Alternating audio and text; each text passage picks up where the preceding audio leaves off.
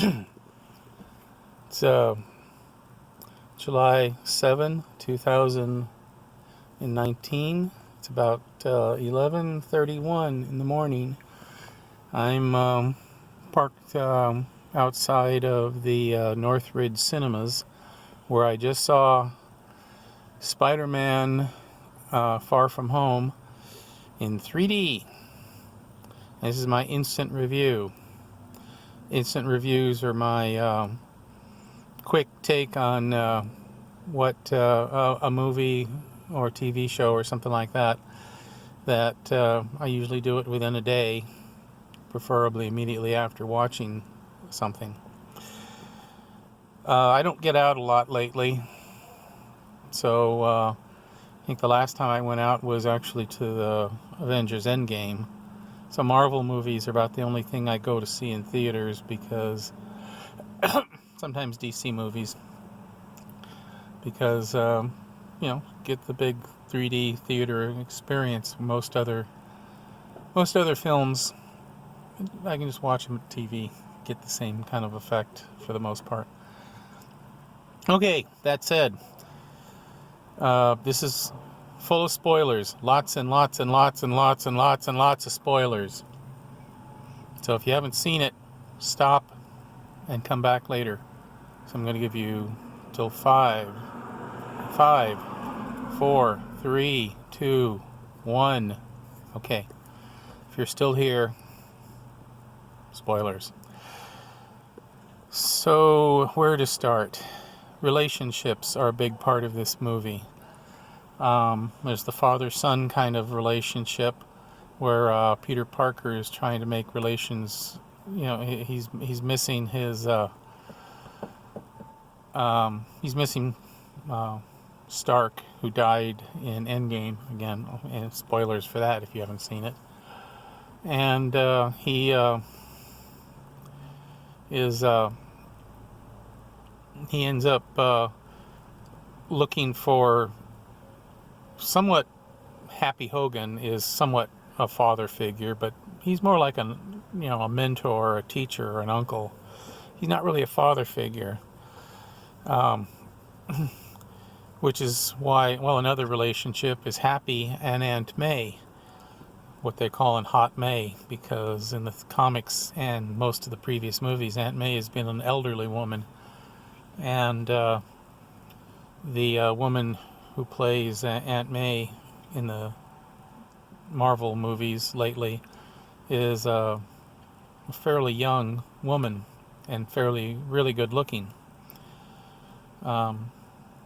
So they're calling her Hot May, which I know is sexist. But then again, they probably call a lot of males hot. Anyway, no, I don't want to go into down that rabbit hole.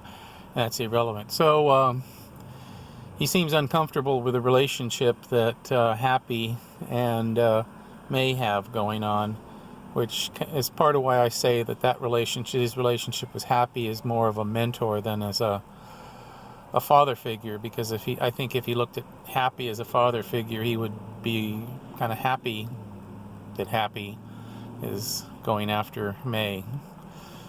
And there's also the romantic things going on.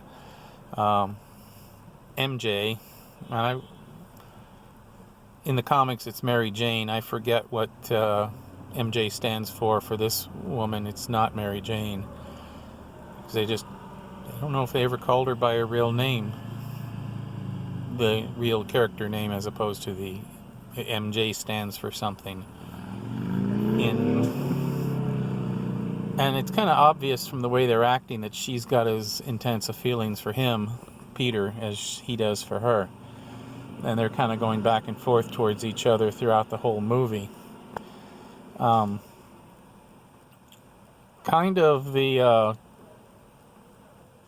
was one scene that I thought was very predictable, and I really would have kind of hurt me personally. I kind of went, ow. When one of the teachers, they were in Venice, and this teacher sets his camera precariously on a ledge over a canal and sets the timer, and you think it's going to fall over, and he goes over and picks it up, and he almost drops it a couple times, and he's got it in his hand, and then suddenly it slips and goes right into the water. And I felt like, oh, why did they have to do that? That was almost painful to watch, because I know what it's like to lose equipment. I've never, well, I've dropped phones in water, but I've never dropped a camera. So, and that's just one tiny scene. They showed the teachers to be kind of doofuses, which is kind of a trope. Teachers are always kind of doofuses. I mean, kind-hearted, good-hearted doofuses, but doofuses nonetheless, who never really seemed to figure out what was going on around them.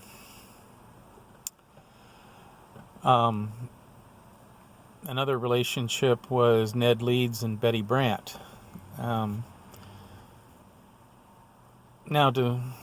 And they ended up a couple.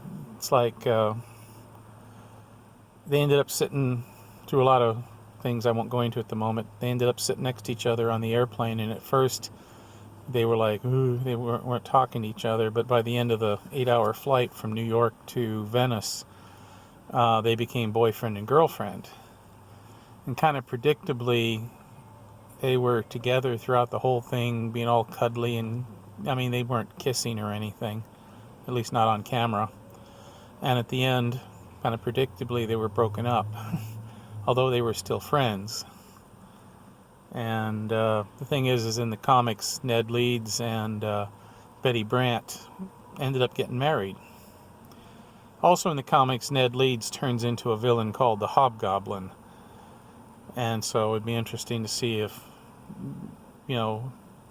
that happens in the future. I mean, that's probably 3 or 4 movies away before that would happen, I think. So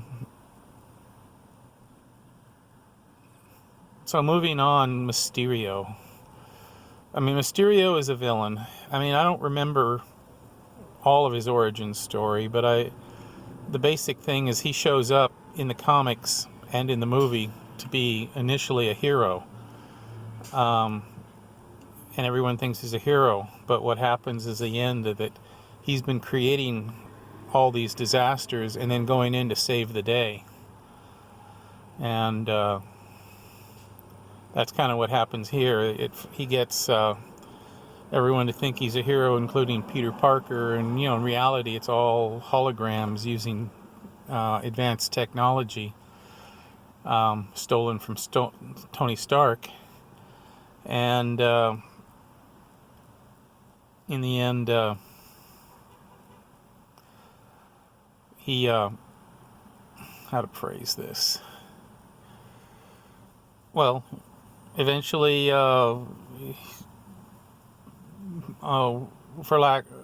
Peter Parker figures it out. He finds one of the projectors, or actually Mary Jane does, and they figure out that Mysterio has been faking the whole thing. Meanwhile, Tony Stark had left for Peter this set of glasses that are kind of an interface to this worldwide set of weapons and computers, and Peter had been thinking he's not worthy of it all, and so he gave it to Mysterio, because he thought Mysterio was the next Iron Man, and it turned out, after he did that, he found out that no, it's all been a lie. So the rest of the story is him trying to get the interface back from Mysterio. And the first few battles, which are he really doesn't do that much towards his battle. He's rather ineffective battling in the first few battles, and they're the fake battles that Mysterio puts on, although he's using real weapons tech, stealth drones and so on, and hologram projectors. And it's comic books, so it's far more than real life.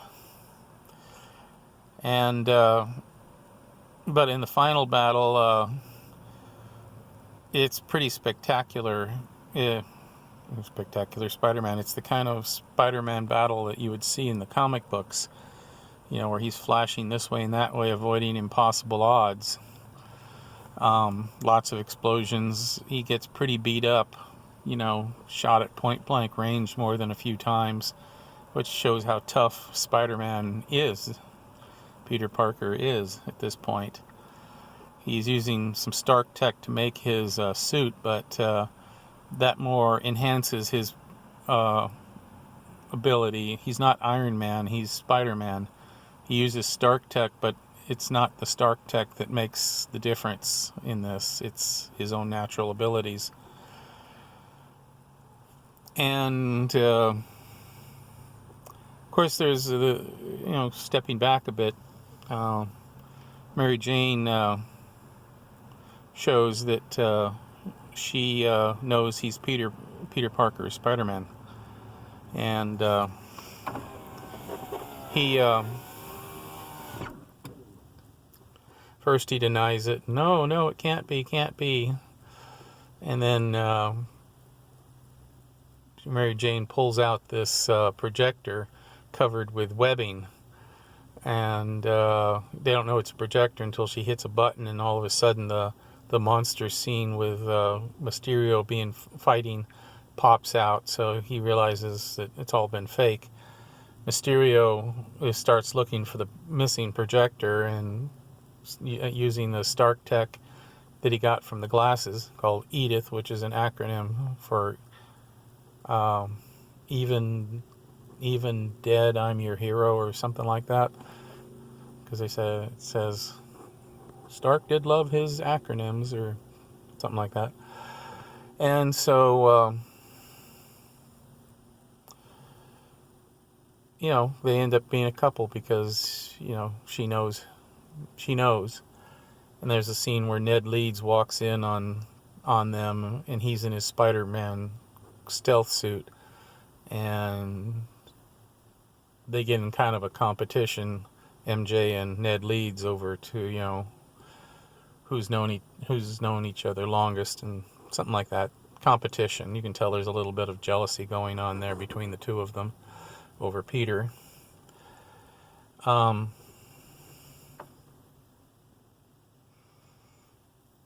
At the very end, Peter uses his what they call the Peter tingle, which is the spider sense in the comic book. I was expecting somewhere along the line him to say, okay, it's not the Peter tingle, it's the spider sense.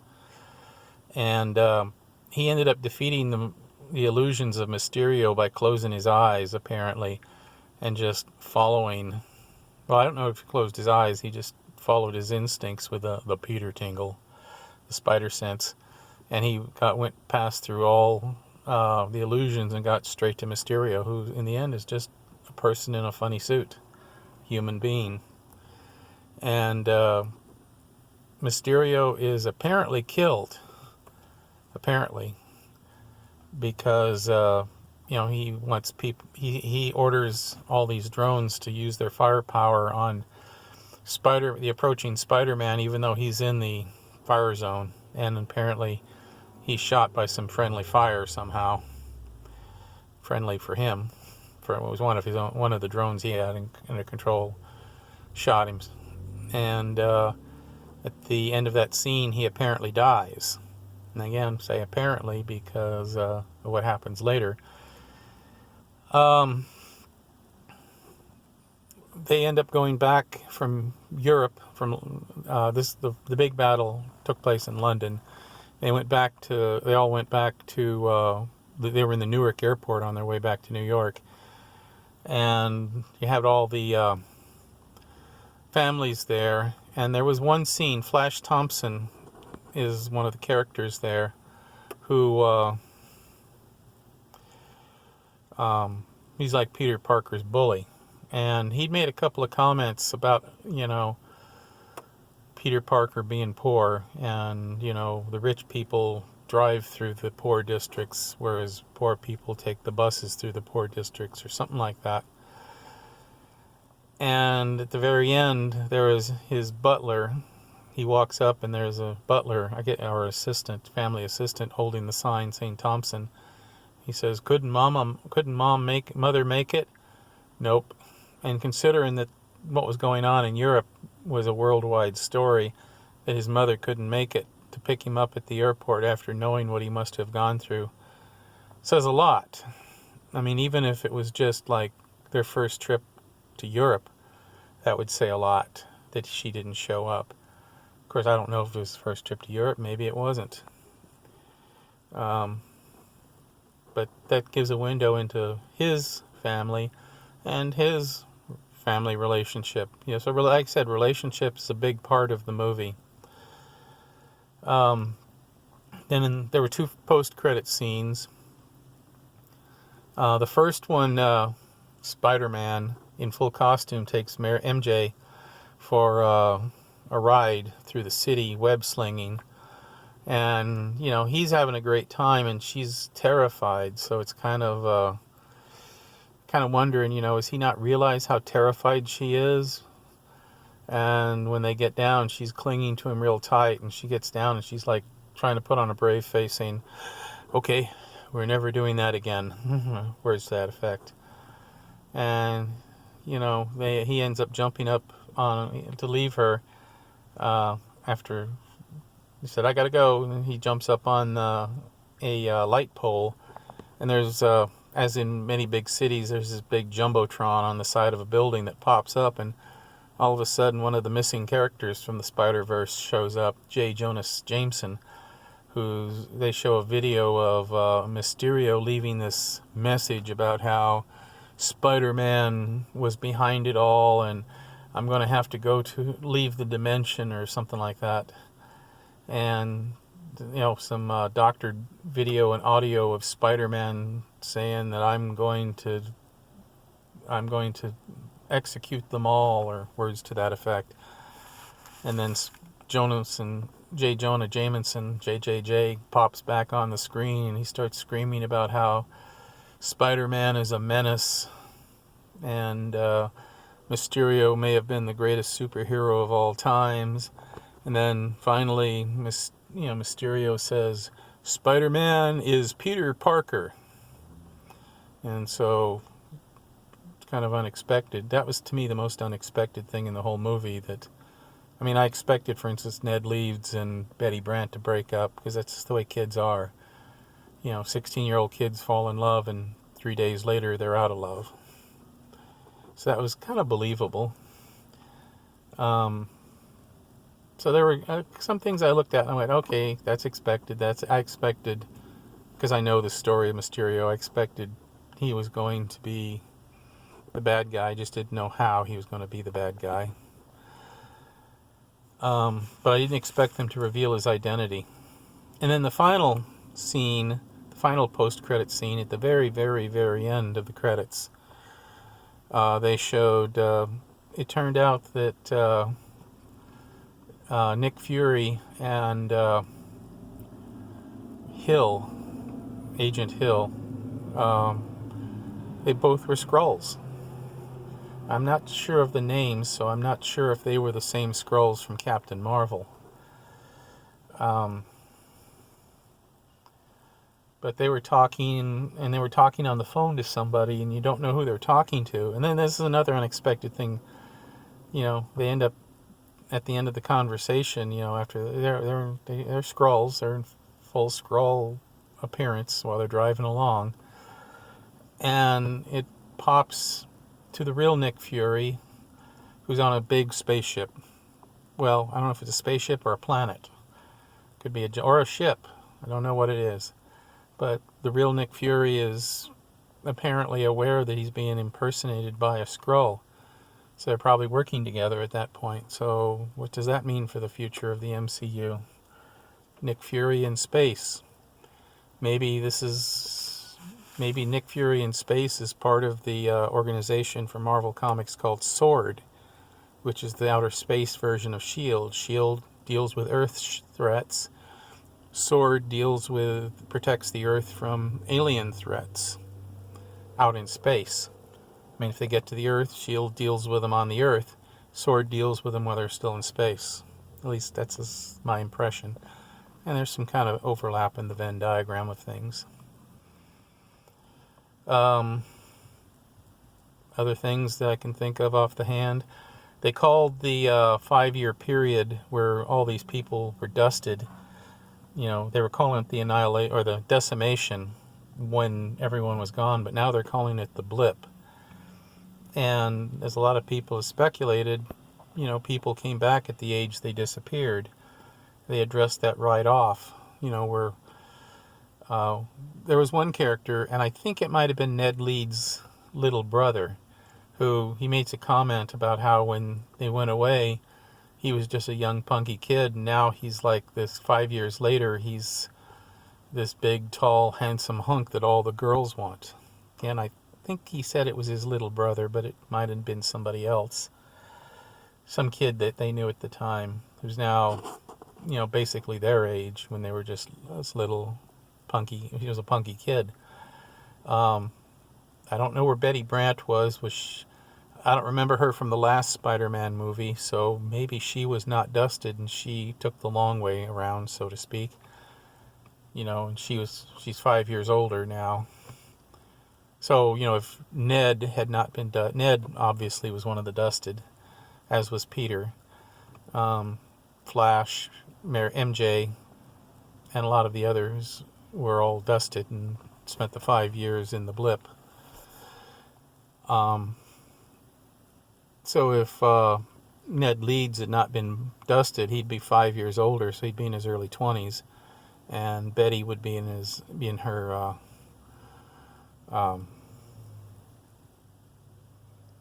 no, she'd only be about 16 like the rest of them, so that would be an illegal relationship, I think. And so there are little things like that to think about. There's all kinds of things I can talk about, and maybe I will in a future video when I get more organized. But like I said, this is an instant review, kind of stream of consciousness, not meant to be very organized. So, hope you found that interesting. Subscribe. Bye.